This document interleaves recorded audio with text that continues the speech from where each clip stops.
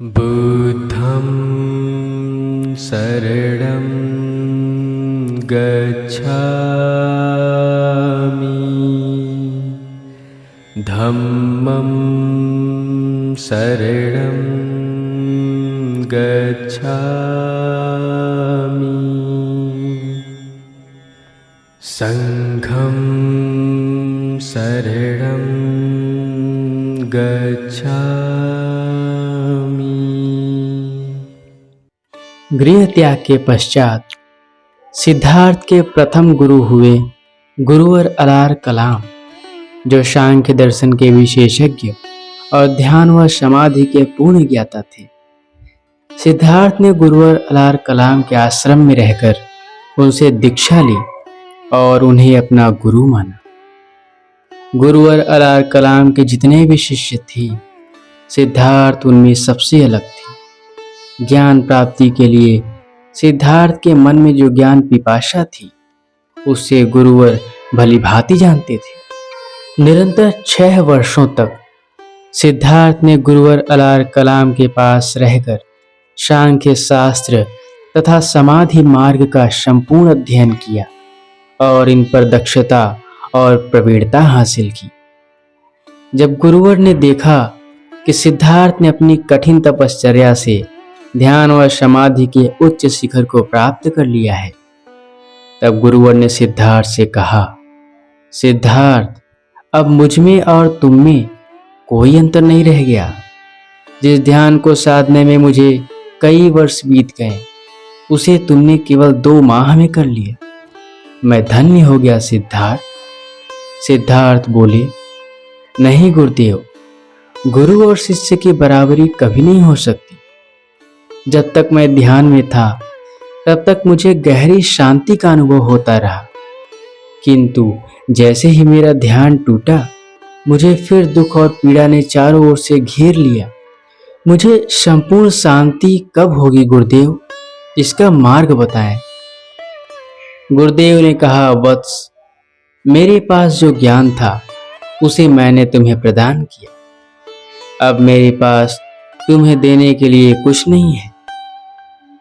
मेरा शरीर भी बूढ़ा हो चला है और तुम ज्ञान में मेरे बराबर हो चुके हो।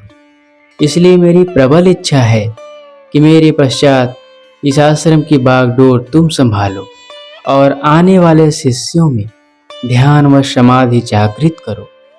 सिद्धार्थ ने कहा, गुरुवर, आपने मुझे इस योग्य समझा, परंतु इस विषय में विचार करने के लिए मुझे कुछ समय चाहिए। सिद्धार्थ किसी भी प्रकार के बंधनों में बंधने वाले नहीं थे। प्रातःकाल स्नान के पश्चात उन्होंने गुरुदेव से आश्रम छोड़कर जाने की आज्ञा मांगी।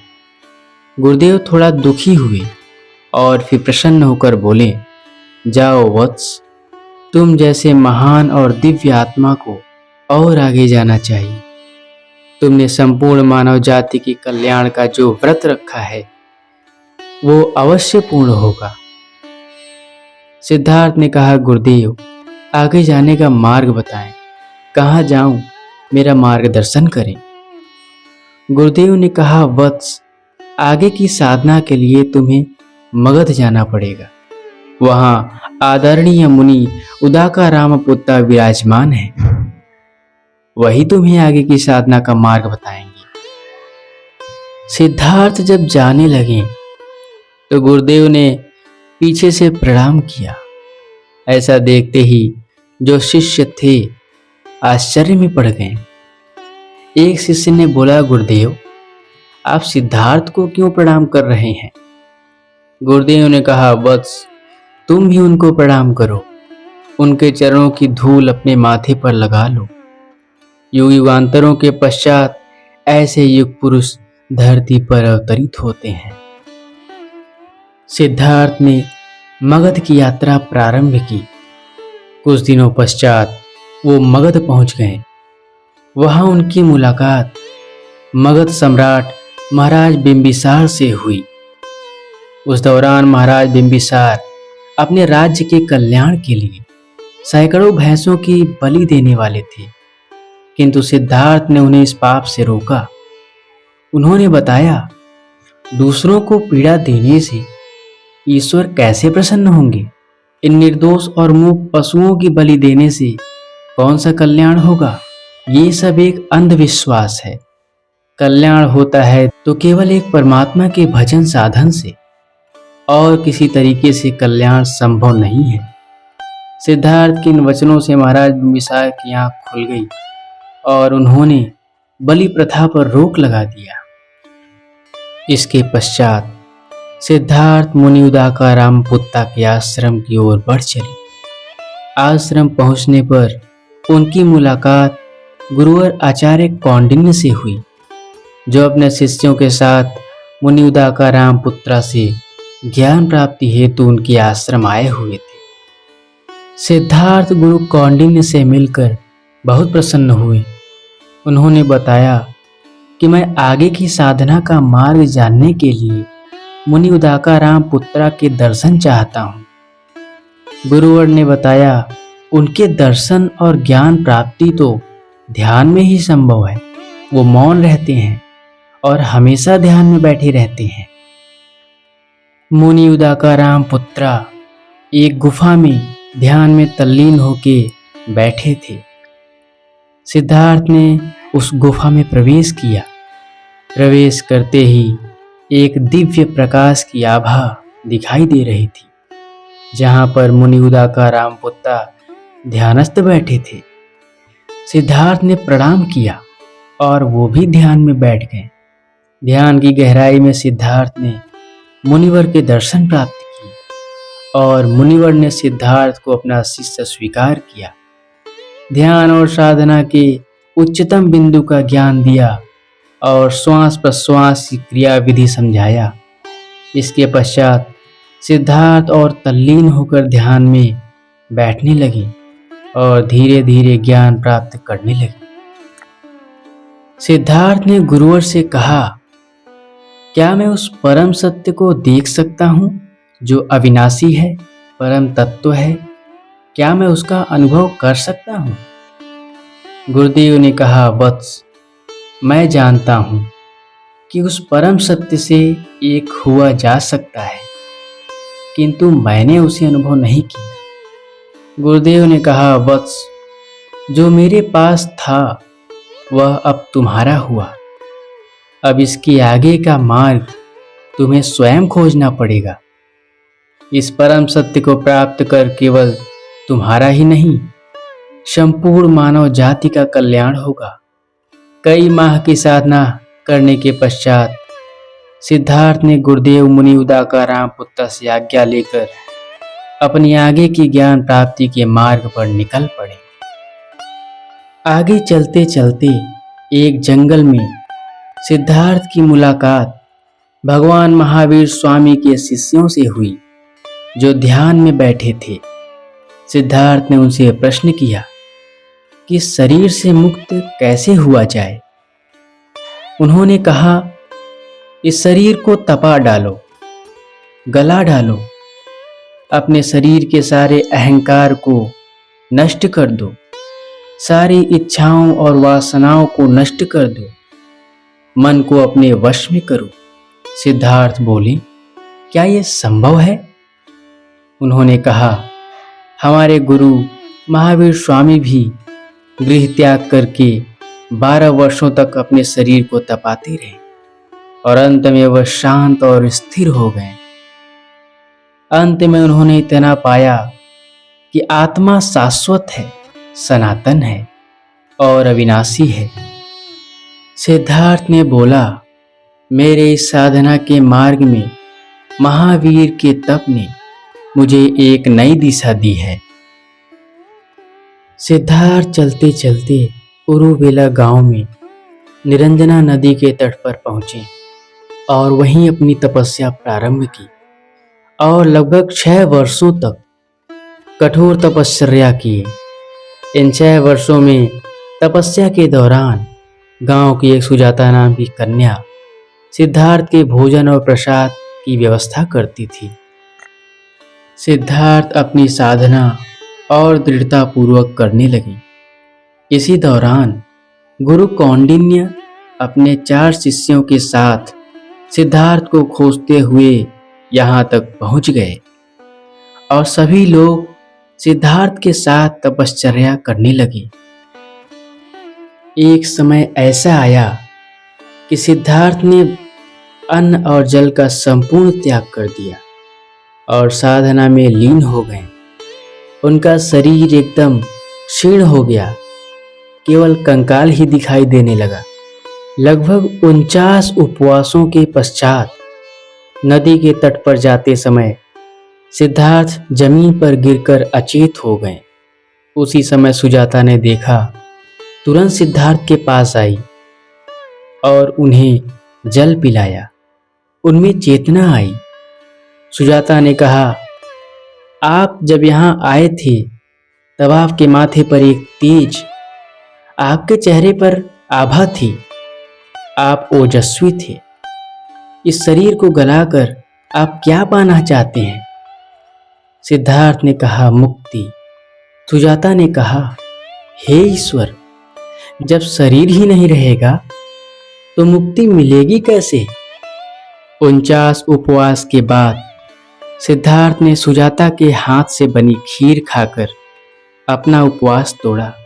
आचार्य कौंडिन्य ने जब इस दृश्य को देखा तो सिद्धार्थ को भोजन में आसक्त समझ वे सभी सिद्धार्थ को छोड़कर जाने लगे।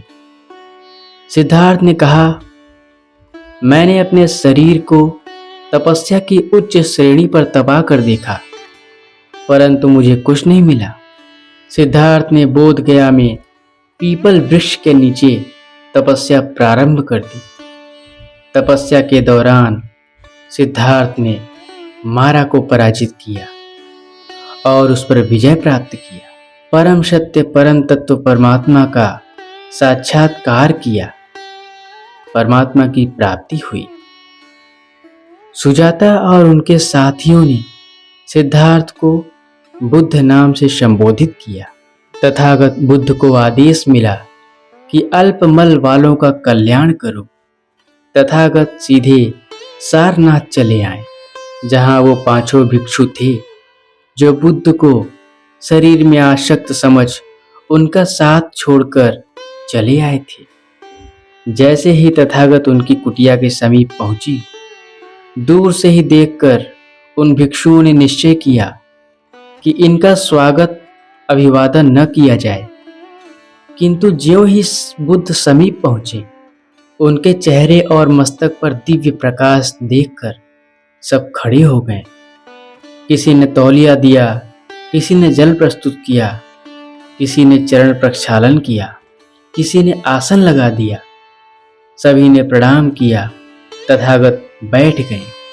उनका उपदेश आरंभ हुआ। उपदेश के दौरान ही एक भिक्षु को भगवत प्राप्ति हो गई, दूसरे को 14 दिन पश्चात कैवल्य पद प्राप्त हो गया, तीसरे भिक्षु को उन्हीं उपदेशों पे चलकर 2 माह पश्चात परम नैष्कर्म में सिद्धि प्राप्त हुई। ये पांचों भिक्षु बुद्ध के प्रथम शिष्य हुए।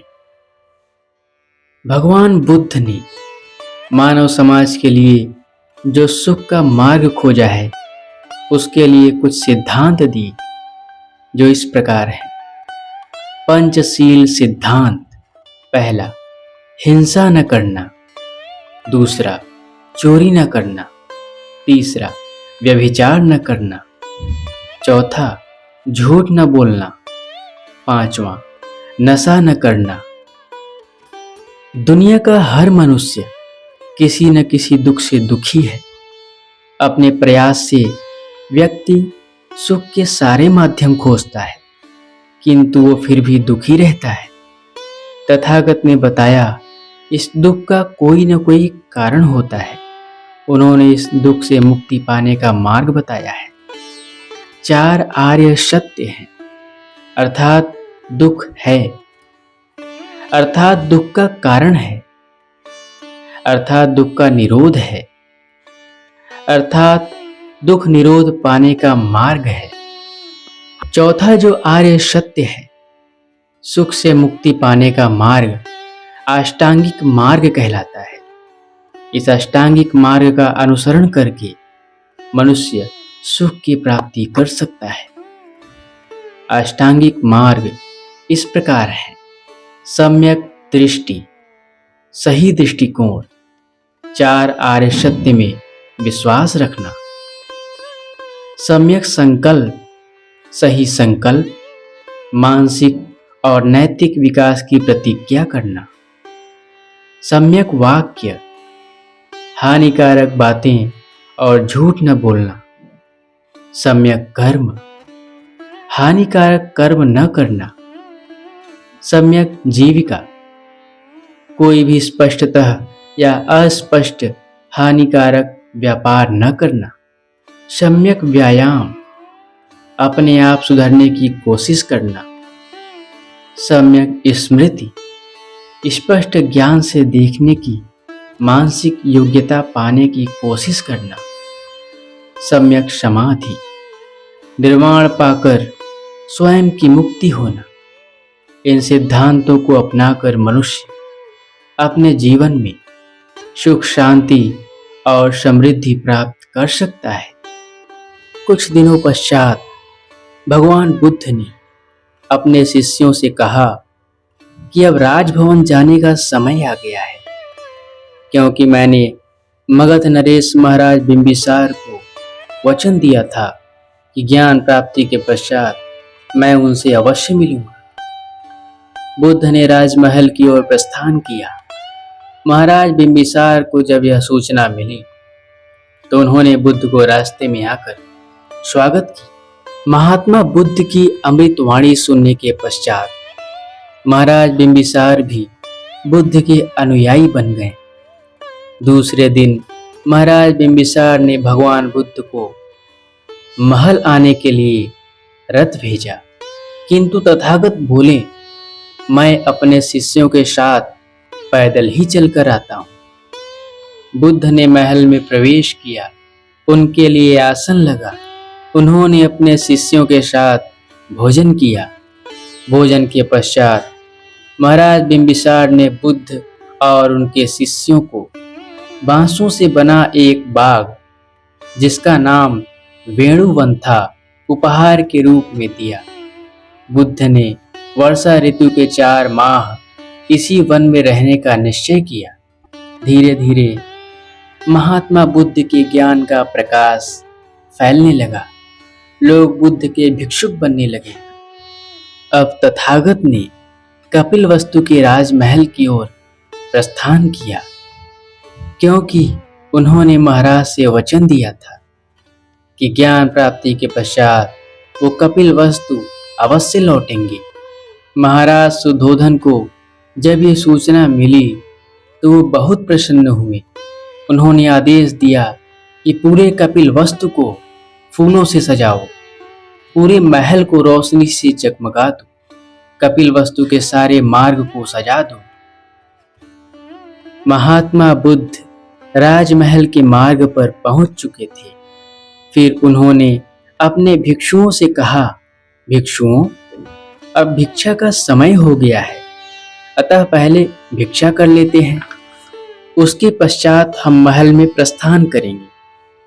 अतः सब भिक्षा करने लगे। उसी दौरान महाराज सुधोधन अपने रथ पे बैठकर वहां आ पहुंचे।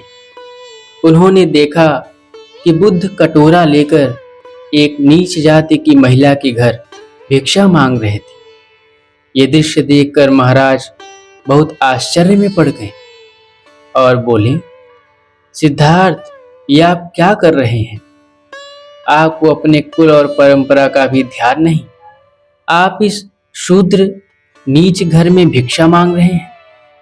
तथागत बोले, राजन, मैं अपने कुल और परंपरा के अनुरूप ही कार्य कर रहा हूँ। मैं उन परमहंसों और महापुरुषों के कुल का हूँ जहाँ ऊंच नीच का कोई भेद नहीं होता, सभी एक समान हैं, जहाँ जाति पाति कोई भेदभाव नहीं होता, सबको एक समान समझा जाता है, चाहे राजा हो या भिखारी, सबको एक दृष्टि से देखा जाता है और बराबर सम्मान दिया जाता है। क्योंकि सभी में उस परम सत्य को प्राप्त करने का सामर्थ्य है। इसके पश्चात महाराज बुद्ध को अपने साथ राजमहल ले गए। वहां उनका भव्य स्वागत हुआ। उनके ऊपर फूलों की वर्षा हुई। उनके स्वागत के लिए सभी लोग आए थे, किंतु देवी यशोधरा नहीं आई। बुद्ध को उनके कक्ष में जाना पड़ा। यशोधरा ने भी बड़ी तपस्या की। वो भी सिद्धार्थ की तरह भिक्षुनी बन के रहने लगी थी। यशोधरा ने सोचा, यदि मैंने कोई पुण्य किया है तो भगवान स्वयं मेरे कक्ष में मुझे दर्शन देंगे। बुद्ध जब यशोधरा के कक्ष में गए तब बोले, देवी यशो, मेरे ज्ञान प्राप्ति के पीछे तुम्हारा सबसे बड़ा त्याग है। त्याग का ऐसा उदाहरण अमूल्य है। उसके बाद यशोधरा ने बुद्ध के चरण धुलाए, उनका आशीर्वाद लिया। महाराज सुधोधन ने महात्मा बुद्ध को एक वन, जिसका नाम निग्रोध वन था, भेंट किया। भगवान बुद्ध अपने शिष्यों के साथ वहीं रहने लगे। एक दिन यशोधरा पुत्र राहुल को कहती है, जाओ अपने पिताश्री से अपना उत्तराधिकार, अपना विरासत मांग के आओ। एक दिन यशोधरा पुत्र राहुल को कहती है, जाओ अपने पिताश्री से अपना उत्तराधिकार, अपना विरासत मांग के आओ। राहुल बुद्ध के पास गए। उन्होंने कहा, राहुल, तुमने मुझसे अपना उत्तराधिकार मांगा था, उसे देने का समय आ चुका है। जाओ और अपनी माँ से पूछ के आओ कि जो भी मैं दूंगा क्या वो स्वीकार करेंगी। राहुल माँ से पूछ के वापस आया और बोला, जी, माँ ने कहा है आप जो भी देंगे मुझे स्वीकार है। बुद्ध ने पुनः राहुल को भेजा, अब जाओ अपने दादाश्री से पूछ के आओ कि अपनी जो भी संपत्ति तुम्हें दूंगा क्या वो स्वीकार करेंगे। राहुल अपने दादा से पूछकर वापस आया और बोला, दादाजी ने कहा है अवश्य स्वीकार करेंगे। बुद्ध ने राहुल को अंतिम बार पुनः भेजा, जाओ अपने माताश्री और दादाजी से ये सुनिश्चित करके आओ कि वो मेरी संपत्ति जो मैं तुम्हें दूंगा क्या वे स्वीकार करेंगे। राहुल वापस आया और बोला, दोनों ने बोला है आप जो भी देंगे वो स्वीकार है। उसके बाद बुद्ध ने राहुल को दीक्षा देकर भिक्षु बना दिया। इतना सुनते ही महाराज शुद्धोधन घबरा गए और तुरंत बुद्ध के पास आ गए। बोले, ये आपने राहुल को भिक्षु क्यों बना दिया। महात्मा बुद्ध बोले, राजन, मैंने राहुल को उसका अधिकार दिया, उसकी संपत्ति दी है। आत्मिक संपत्ति ही स्थिर संपत्ति है। यह संपत्ति है मेरा ज्ञान। मैंने आपके और देवी यशोधरा से पूछकर ही राहुल को भिक्षु बनाया है। इसके पहले भी कपिल वस्तु के बहुत से व्यक्ति और राजमहल के कई सदस्य भिक्षु बन चुके थे। भिक्षुओं की संख्या बढ़ती जा रही थी। इसी दौरान महाराज शुद्धोधन बहुत बीमार हो गए। दिन प्रतिदिन उनका स्वास्थ्य गिरता जा रहा था। अंतिम समय में महाराज ने बुद्ध के दर्शन करने की इच्छा प्रकट की। महात्मा बुद्ध सभी युवराज भिक्षुओं के साथ प्रस्तुत हुए। बुद्ध ने उनको शांति प्रदान किया। महाराज ने पूछा है, महात्मा बुद्ध, आप बताइए मैं किसे युवराज घोषित करूं। बुद्ध ने कहा, आप महानाम को युवराज बनाइए। महाराज ने महानाम के सर पर राजमुकुट रखा और परलोक सिधार गए। महानाम बुद्ध के चचेरे भाई थे। बुद्ध ने अपने पिता शुद्धोधन का अंतिम संस्कार किया। महाराज शुद्धोधन के जाने के पश्चात महारानी प्रजापति ने भी संन्यास ले लिया और उनके पीछे कई महिलाएं संन्यास लेकर भिक्षुनी बनने का आग्रह करके बुद्ध के पास आईं। महात्मा बुद्ध ने एक अन्य संघ की स्थापना की जिसमें केवल भिक्षुनी ही रहेंगी। उसके बाद यशोधरा भी भिक्षुनी बन गई और इस संघ में शामिल हो गई। एक दिन महात्मा बुद्ध भिक्षाटन कर रहे थे। उसी दौरान एक डाकू जिसका नाम उंगली माल था उसी गांव के आसपास आ पहुंचा, जिसके भय से सब लोग अपने अपने घरों में बंद हो गए और कोई अपने किवाड़ नहीं खोल रहा था।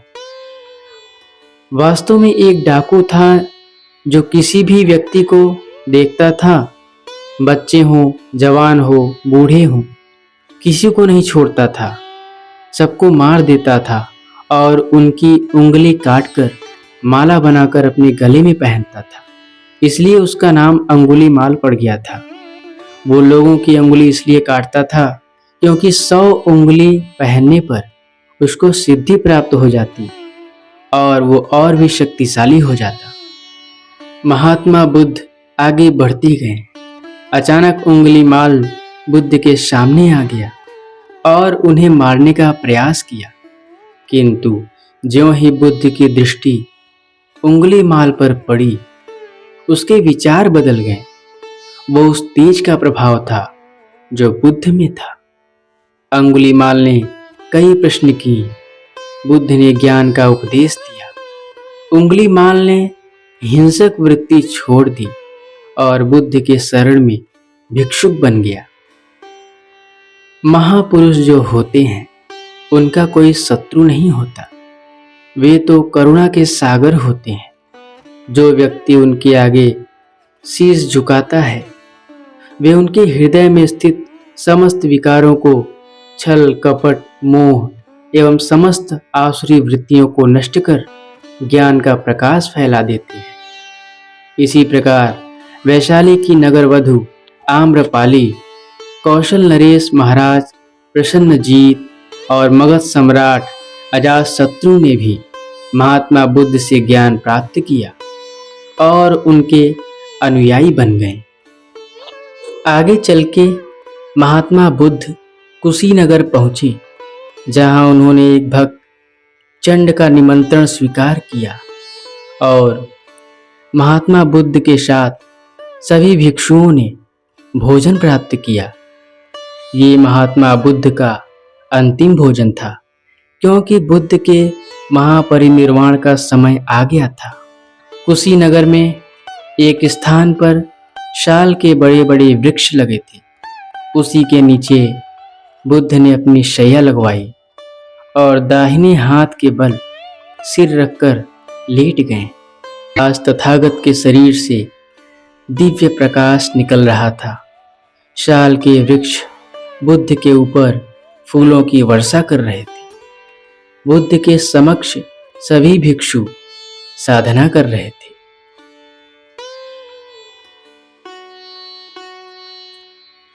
बुद्ध ने अपने अंतिम उपदेश में अपने भिक्षुओं से कहा, मेरे प्रिय भिक्षुओं, मैंने जन्म मृत्यु से मुक्ति का जो मार्ग खोजा है, इस ज्ञान के प्रकाश को संपूर्ण मानव जाति तक पहुंचाना।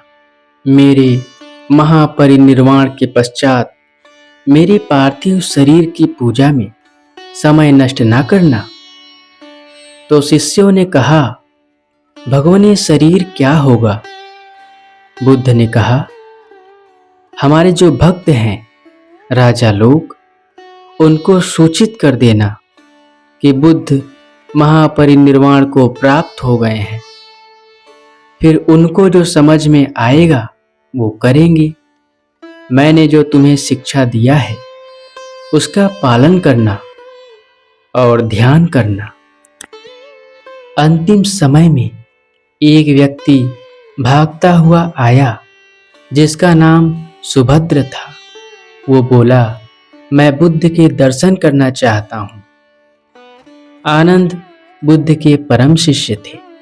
उन्होंने रोका कि नहीं, बुद्ध के अंतिम समय है, आप उनसे नहीं मिल सकते, उनकी हालत ठीक नहीं है। बुद्ध सुन रहे थे, उन्होंने कहा, आनंद, उन्हें आने दो। मैं इन्हीं के लिए अब तक श्वास रोक रखा हूं। बुद्ध ने सुभद्र को दीक्षित किया और ज्ञान का उपदेश दिया। कुछ समय पश्चात बुद्ध महापरिनिर्वाण को प्राप्त हो गए। जब आसपास के राजाओं ने सुना, सभी आ गए। बुद्ध के शरीर को भगवा सिल्किन वस्त्र में लपेट के उनकी अंत्येष्टि किया। अंत्येष्टि पूर्ण होने के बाद राख में से उनकी हड्डियां निकालकर 7 राजाओं ने 7 भागों में बांट लिया। उसी समय एक पंडित वहां आ पहुंचा और बोला, मुझे भी हिस्सा चाहिए, मैं भी बुद्ध का स्तूप बनवाऊंगा। राजाओं ने कहा, अब तो बट गया। फिर राख में से एक अंगारा निकाला और कमंडल में डाल दिया। छन्न की आवाज आई। उस कोयले को एक बक्से में रखा और उस बक्से को बीच में रखकर स्तूप बना दिया। उसका नाम पड़ा अंगार स्तूप। इस प्रकार कुल 8 स्तूप बने। बड़े बड़े गगनचुंबी स्तूप बने। ये स्तूप महात्मा बुद्ध, जो एक महापुरुष थे, उनके उपदेशों की स्मृति दिलाती रहे। बुद्ध के शिष्यों ने बुद्ध के जो उपदेश याद किए थे, बुद्ध की वाणी लिख दी गई। बुद्ध का अंतिम उपदेश था, अपदीपो भव, अर्थात अपना दिया स्वयं बनो। अपने भीतर के प्रकाश को स्वयं उजागर करो। गुरु केवल तुम्हारा मार्गदर्शन करेंगे। उस परमार्थ पथ पर तुम्हें ही चलना होगा। इससे उस परम तत्व परमात्मा की प्राप्ति सहज हो जाती है।